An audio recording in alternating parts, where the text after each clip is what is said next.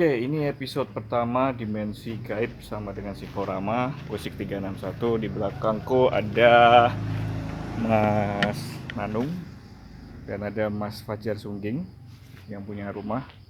Kayaknya nggak kita berada di Bangun Jiwo, Bantul, dan lokasi di belakang itu biasa aja kalau dilihat dari mata normal, tapi sebenarnya ada sesuatu di sana di belakang. Kita lanjut. Di sini Mas Nanu akan bercerita lebih lanjut tentang apa aja yang ada di belakang kita ini. Oke. Oke, Mas Nanu, kira-kira bisa diceritakan nggak di belakang ini ada apa sih? Ya, sebenarnya kalau di belakang ini kan kalau secara kasat mata lahan kosong ya. Cuma ada sedikit energi yang menurut saya bisa dirasakan agak mengganggu. Mungkin bisa diarahkan ke sebelah sana. Sebelah sana itu Mungkin kalau bisa ada yang lihat sana itu ada kayak sebentuk siluman kera. ya. Siluman kera agak besar badannya gitu. Giginya panjang, taringnya keluar dan matanya merah. Sekarang ngeliatin kita. Jadi kalau mau bisa di zoom di pohon ini sebenarnya. Ya. Jadi ada pohon itu di sekitar situ tempatnya. Dan sepertinya nggak cuma satu sih, ada kayak satu keluarga dan satu koloni di sana, situ. Ya betul. Dan kalau misalnya beruntung mungkin coba kalau misalnya memang yang di sana bisa dengar, gerakin sesuatu.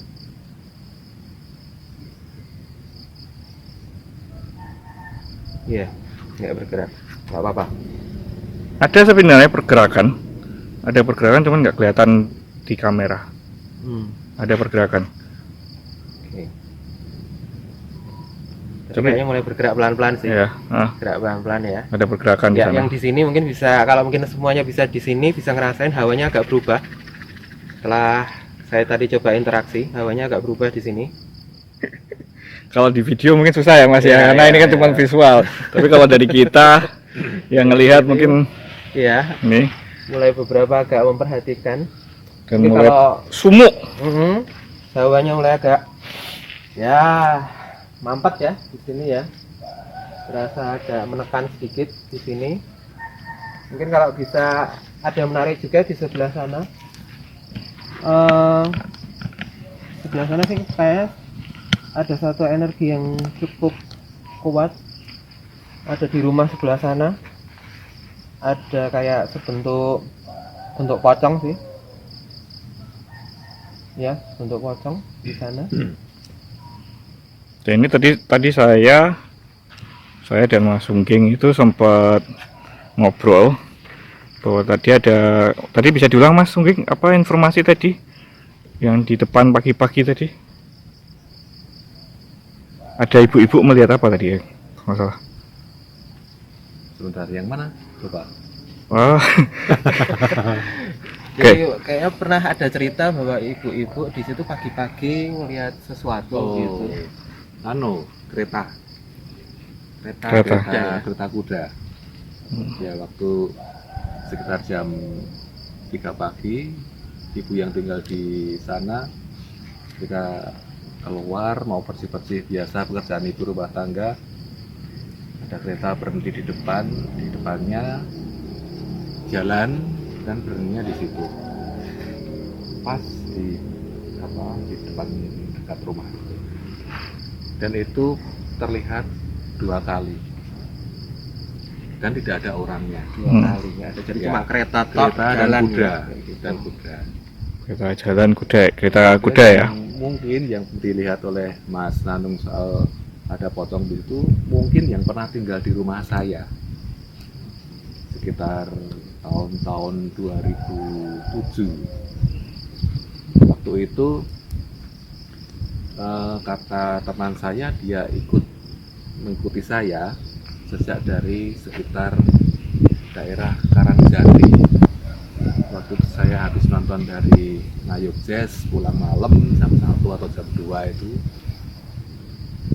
ya waktu itu saya hanya merasakan ada apa namanya, motor saya akan semakin berat sampai di rumah. Tapi waktu itu karena saya capek ya cuek aja. Nah, situ mulai ada komunikasi. Saya merasa ada seseorang di kamar saya, dan kebetulan adik saya nunut di tempat saya karena dia kuliah di Jogja. Pada suatu ketika dia melihat pocongan itu, cewek, dia lihatnya dari samping gini dan gerak-gerak gini.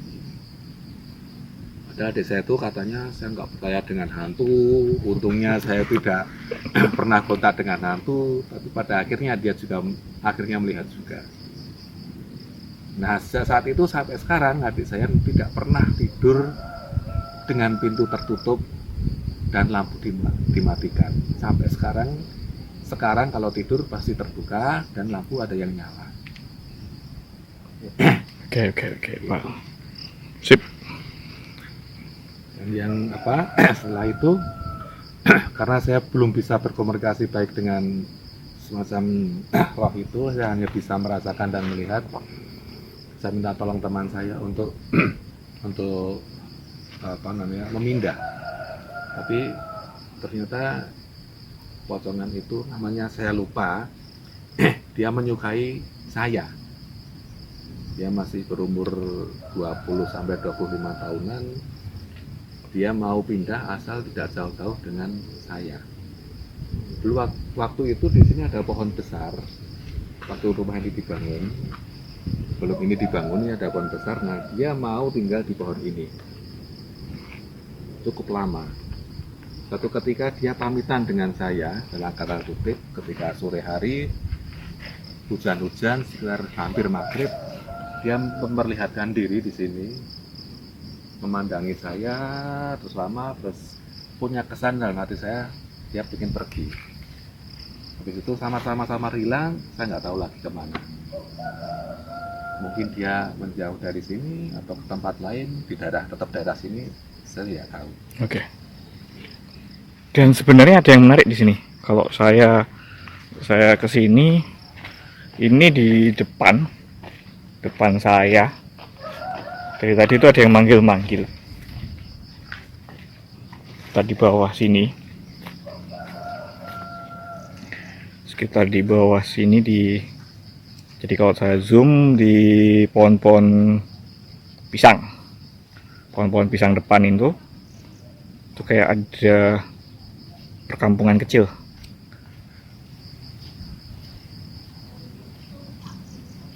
Oh iya, itu di sana tuh. Ini kalau ada yang kelihatan,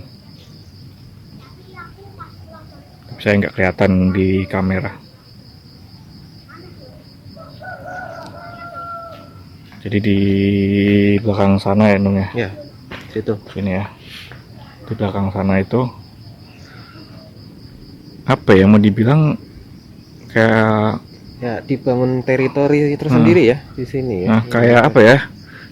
Kayak makhluk bunian ya? Iya, ini makhluk bunian. Ini Mas Sungging pernah nggak ada kayak dengar suara gending atau musik gamelan kayak gitu? Sayup-sayup ya? Pernah sekali 2 kali lah. Harusnya kalau mereka melakukan acara itu kadang-kadang kita bisa dengar itu.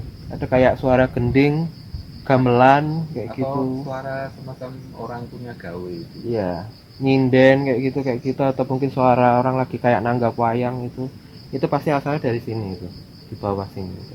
Iya. Tapi pusatnya emang di belakang sana itu, di belakang sana, dan kadang maju ke depan ke daerah sini nih, pohon ini. Di pohon pisang, terus di tengah itu juga ada makhluk bunian. Kalau nggak ada yang tahu makhluk bunian itu sebenarnya kayak manusia kerdil. Manusia kerdil, tapi juga nggak kerdil banget. Mungkin lebih cocok kayak dwarf di ini ya. Lord of the Ring ya. Lord of the Ring itu dwarf itu ya. Kalau Hobbit terlalu bagus kali ini. Hobbit terlalu mampet gitu ya. Mampet dwarf iya. Kalau Hobbit kan masih kelihatan kayak manusianya. Iya. Dwarf Ini itu model-model muka kasar, muka sangar kasar gitu. sangar ya, tapi bukan kayak Gollum, Hmm. bukan Gollum, lebih ke dwarfnya. Tahu kan dwarf? Kok nggak ada yang tahu dwarf itu yang tukang berantem itu tuh, tuh dwarf tuh. Mungkin baca-baca Lord of the Ring. Dan di sini di depan sini itu lokasi keretanya, dan itu sebenarnya ada gerbang masuk. Kalau dari mata pineal gland, alah, Mata batin. mata batin, dari mata batin itu ada gerbangnya di sini, di daerah ini. Ini ada gerbang. Dan rumah itu sebenarnya terlalu berani, terlalu berani di situ. Gitu. Pantes nggak ada orangnya terus. Ya, kosong terus. Kosong terus ya. Jadi rumah yang coklat ini tuh rumahnya kosong terus. Kalau ada orangnya terlalu berani di situ. Dan satu lagi rumah di belakang gitu. Kok di zoom, nah rumah di belakang itu juga parah gitu.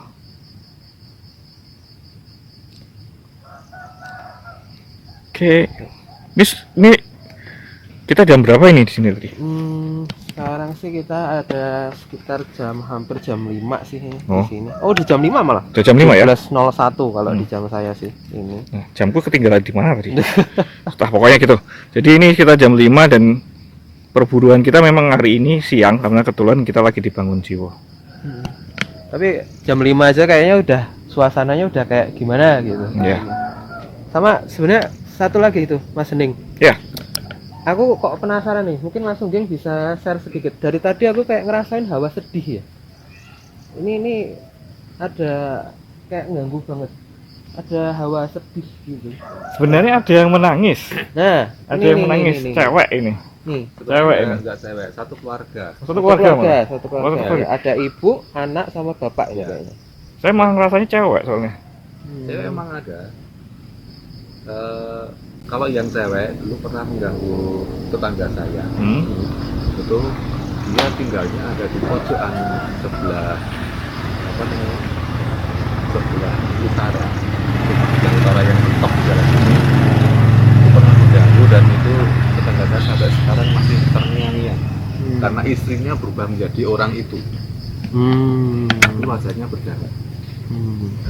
Tapi kalau yang berbau kesedihan itu justru suatu ketika tetangga saya di sini di belakang rumah ini ya saya, jadi ada horor di depan rumah karena anaknya ketakutan terus Oh. tiap malam, Anak itu memang sensitif sih Ya. kadang-kadang. tiap sore itu ada hantu. Tapi saya tidak pernah melihat, saya tidak pernah melihat. Tapi pada suatu ketika kok ada, waktu itu saya belum melihat sosoknya, tapi hanya sebatas kayak kasat apa-apa lah gitu, tidak terlihat apa-apa. Kemudian saya pulang.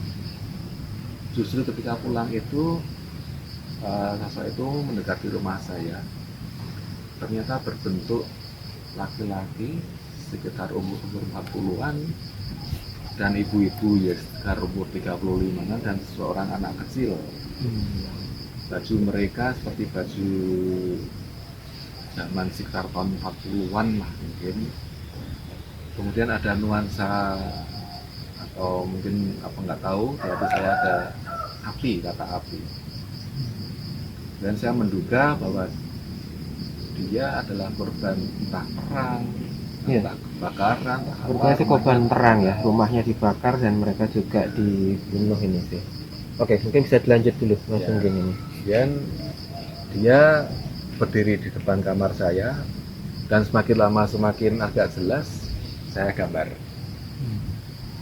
Kemudian saya share ke teman saya, tetangga saya yang merasa anaknya terganggu. Saya ditunjukkan pada anaknya, kayak gini ya, iya takut. Lain hari anak di sebelah sana juga melihat hal yang sama. Kemudian bapaknya tanya saya, oh Sungging lihat nggak apa yang di depan rumah baru itu? Saya tunjukin gambar itu. Oh ini, tunjukin pada anak yang satu lagi itu. Bener nggak kayak ini? Iya. Jadi orangnya sama. Oke. Orangnya sama ya. Sudah dikonfirmasi sama beberapa orang. Dua anak. Ada sesuatu yang duduk di belakang sana tuh. Tapi nggak kelihatan di sini. Tapi aku ngeliat ada sesuatu yang duduk. Nangkring aja nggak apa-apa dah. Yang tertarik sama kita ya mungkin ya. Wah, iya sih. Karena mukamu tuh aneh di sini, Mas. Jujur. Ada sesuatu yang aneh di mukamu kalau pas kamu jelasin tuh loh. Gitu ya. Ya mungkin yang di dalam keluar ya. Heeh. Maksudnya mau pipis. Buang air besar kan. Jadi posisi tadi apa sedih tadi sebenarnya saya juga merasakan sih, cuman saya cuma merasakan yang cewek aja. Mungkin karena pengaruh karisma saya. Jadi banyak cewek yang dekat. Tapi ceweknya wajahnya mengerikan. Ya bisa dibikin kok Mas. Ini bisa dibikin. Sebenarnya kalau kayak gitu tuh mukanya bisa kita bikin jadi cantik kok. Ya, saya nggak pernah melihat dia cantik. Oh, karena imajinasi Anda kurang. Dia kalau jalan gini, yang cewek itu bajunya putih panjang, cenderung agak gemuk orangnya, rambutnya segini. Oh, itu ibunya itu. Tapi muda, Iya, itu ibunya itu. muda. Saya gini, dia berjalan dari sini, saya pernah waktu ronda ya, menjelang ronda bubar jam 2 malam, pelan-pelan dari sini Ya. naik sampai perempatan berhenti. Naik sampai perempat. Ya ada perempatan di situ dia berhenti. Itu pos ronda tuh di situ. Ada pos ronda itu. Pos ronda. Iya, ada pos ronda. Nah di situ. Ini yang punya rumah ayo tenang-tenang aja tuh di sini nih. Kosong terus ini. Nah, ya. Betul. Habis itu karena saya merasa ketakutan, saya bubarkan diri. Yang lain ikut takut, akhirnya bubar rondanya. Ya udah. Mau kalah sama Gundala Putra Petir kok. Karena nuansanya Hmm. nuansa mengerikan. Sini loh dong. Bawah sini nih. Cuma saya mengerikannya dan ini foto apa sih yang dibakar ya? Oh ini Spiderman ini. Spiderman-nya juga. Bakar anak saya. Oh, Sudah rusak. RDZ. Oke. Jadi kayaknya segitu dulu deh kita menjelajahi.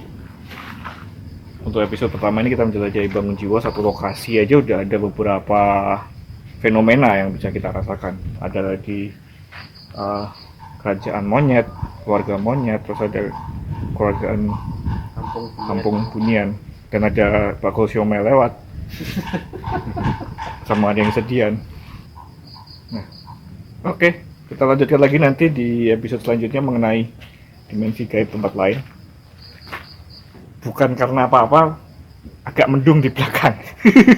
Jadi agak ngeri kalau kehujanan. Ciao.